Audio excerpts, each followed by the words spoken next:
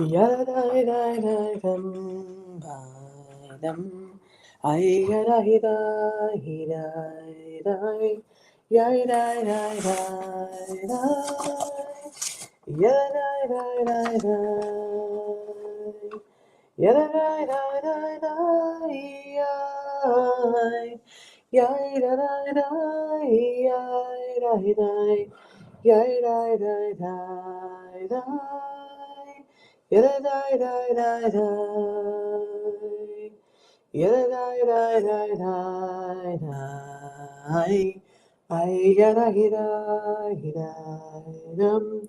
Yada-da-da-dum. Yada-da-da-da-da.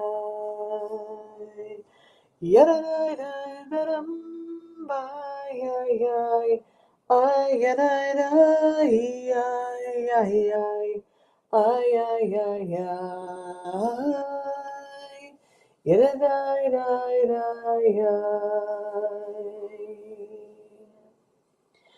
Boker Tov, good morning. It is Shabbos almost again. It's hard to believe that Shabbat just during the year, it feels like it takes forever between Shabbats. And then the weekends come and they speed by. And then we get to summer and it feels like Shabbat to Shabbat is, in the quick snap of the fingers, which is a blessing and a curse. I think sometimes it's the feeling of, wait a second, how did we get to Shabbat again? Why is the summer going so fast? And so I think, all of us have some sort of, you wish and you wish and you hope that summer comes and here it is and it flies by. Something that also comes with summer is this 3-week period of time. A period on the Jewish calendar that spans from the 17th of Tammuz, which is Sunday, to the 9th of Av, which comes to an end for the commemoration, the remembrance of Tisha B'Av. And what is the commemoration? What is it about? The destruction of the first and second temples in Jerusalem. And so this period of time, traditionally one of mourning, of reflection, of remembrance, but it also affords us the opportunity for a deeper and more contemporary understanding of grief and loss and communal rebuilding. The traditional understanding is historically the 3 weeks are seen as a time of escalating tragedy leading up to the destruction of the temples. In the beginning, it was a breach of the walls of Jerusalem on the 17th of Tammuz, when the Babylonians began to run amok, to take over, to siege the city. And all of this reaches this climax on Tisha B'Av, the day the temples were destroyed. Traditional Jewish thought is these events are connected not only to historical loss, but to the spiritual disconnection and the exile of the Jewish people, which, of course, many interpret as a result of this collective sin and failure to live according to God's commandments. Okay, that's the traditional understanding. That's where our siblings of their own understanding. That's where the perspective comes from. That's where history shows up. But perhaps for some of us in a more contemporary, more I don't want to say secular, because I don't think it. I think if you were totally secular, you wouldn't have any opinion on any of it. But in a contemporary perspective, let's say, more modern, or a little less traditional of black and white, maybe we understand the 3 weeks with a different approach. Not just as this commemoration, I can't speak, of ancient destruction, but as a time for reflection of personal and communal loss in the world today, right? So as it obviously it connects to, we wouldn't just be having this random 3 weeks of a mourning period for no reason. It needs to connect to something else. Otherwise, it could be any 3 weeks. In fact, if we're really being truthful, it could be the whole year long. I mean, still things to celebrate, but there's plenty of personal and communal loss in the world today.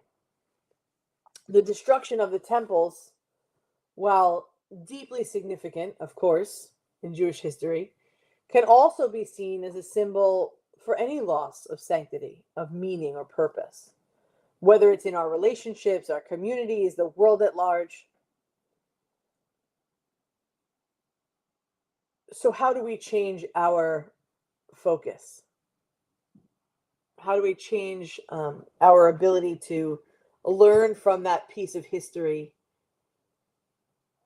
And rather than focusing solely on mourning, the 3 weeks can also be viewed as a time of rebuilding. Destruction to rebuilding. In a modern context, we can interpret the mourning of the temple as a way to rebuild the Beit HaMikdash, or B'tei Mikdash, places of holiness and connection in our lives. Not just the rebuilding of the temple, but rather the places of holiness, the places of connection. This could mean for each of us something different. It could mean that we're rebuilding relationships or our community or a connection with oneness. While Tisha B'Av is the day of mourning, followed by the 15th day of Av, which is a marker in Jewish tradition that says it's a time for hope and new beginnings. Like, we made it all this way, we've been mourning for 3 weeks, and the next day we're moving forward for a time of hope and new beginnings, of highlighting the cyclical nature of despair and renewal. Sometimes in modern thinking, the destruction of the temples is also attributed to a call for social justice. In the Talmud, it causes the destruction of the temples causes such baseless hatred and social injustice. And so that aspect, of course, can resonate deeply with the contemporary concerns about inequality, about prejudice, about systemic failure that persist, unfortunately, not unforeseeably. We know it's here in our world. The 3 weeks, therefore, can be understood as a time of comfort. Why? Because we're doing something. It's sometimes comforting to know that there's something being done. And in today's world, we feel like we're doing and nothing's happening. In today's world, we feel like nothing's doing and nothing's happening. But it gives us a time to confront these issues head on. We have the ability. It's a period of Jewish individuals and communities to reflect on their role in fostering justice and compassion in effort to heal the world. For those of us, or for those people that are less engaged with traditional ritual, the 3 weeks can also be a time of spiritual renewal. Maybe it's through personal reflection, maybe it's through meditation, maybe it's through exploring modern Jewish values, maybe it's in showing up here more often. But rather than viewing this period purely through the lens of historical mourning, it can become a time for active spiritual growth. Maybe it's learning, maybe it's volunteering, maybe it's engaging in dialogue about, I don't know, how Judaism can inform a more just and compassionate world.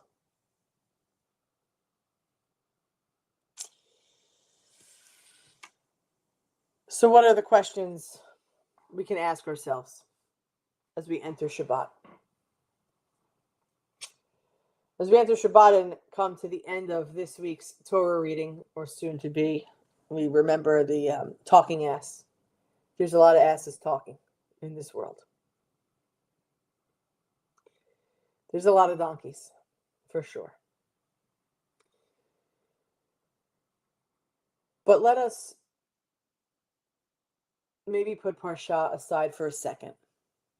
Let us think about these questions as we enter Shabbat. Because if this 3-week mourning period, whether we're attaching to it or not, these are questions that I think all of us can be asked, reminded of, take time to interpret and look for answers at any time, not just in 3 weeks of mourning. As a time to engage in personal and collective attachment, I ask you the following questions for you to ponder and hold on to think about, to reach out from. What are the temples in our own lives that we've lost? What are the temples in our own lives that we have lost? Places, maybe, relationships, maybe, ideals.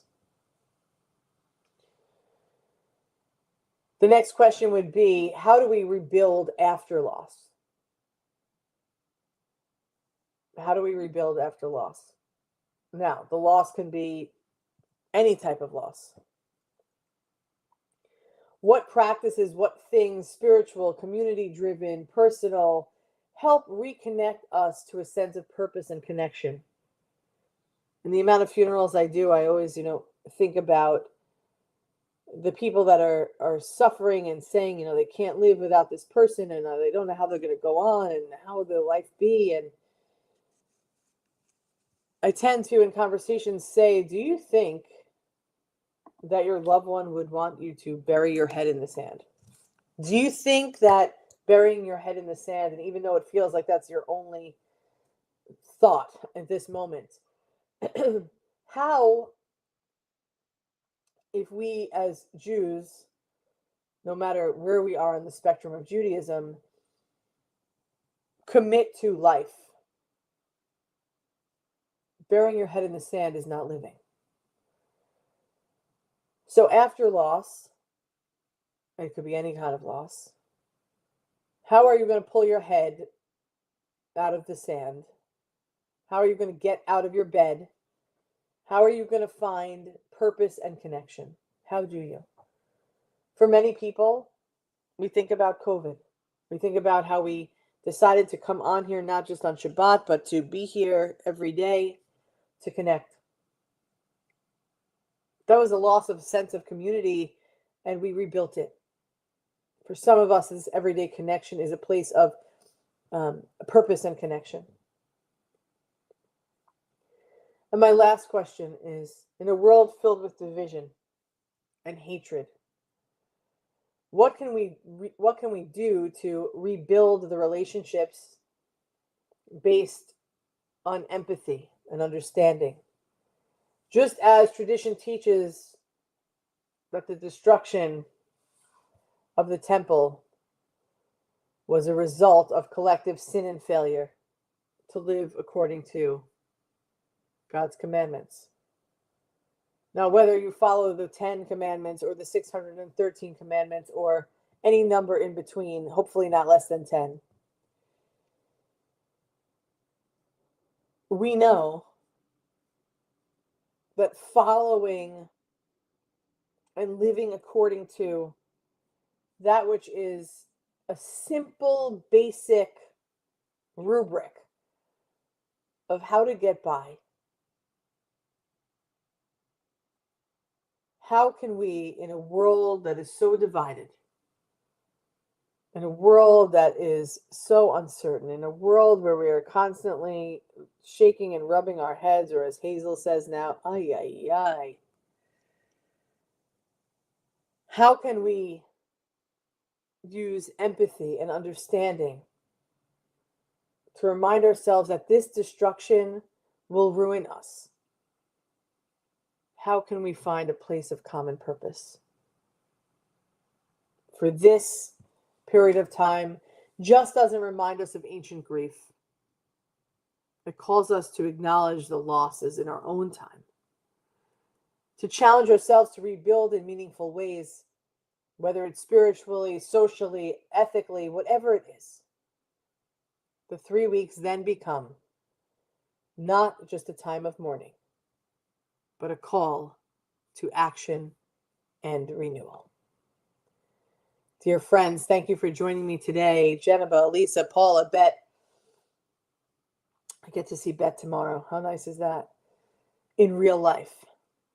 I'm going to see all of you tonight at 6:30 for Erev Shabbat services, a time for us to disconnect but reconnect or continue connection, whatever that is for us.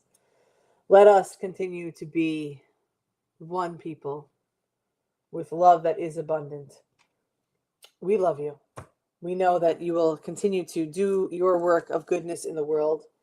For the 3 weeks of mourning is our opportunity to rebuild and to renew. Am Yisrael Chai, the Jewish people will live. Shabbat Shalom, everyone. We'll see you back here at 6:30. Have a great day.